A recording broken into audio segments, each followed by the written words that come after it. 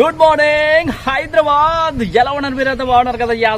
Super గా మాత్రం night full వర్షం, భారీ వర్షం, వరదలు అయితే మామూలు లేవు. రోడ్ల మీద ఒక స్విమ్మింగ్ చేయడం ఒక తక్కువైంది అనమాట. సో అయితే పర్లేదు. ఇప్పుడు చూసుకుంటే ఎండ కూడా కొంచెం సూర్య భగవానుడు కూడా మంచిగా ఇప్పుడే నిద్రలేసి అలా విస్తరిస్తూ ఉందన్నమాట ఎండ.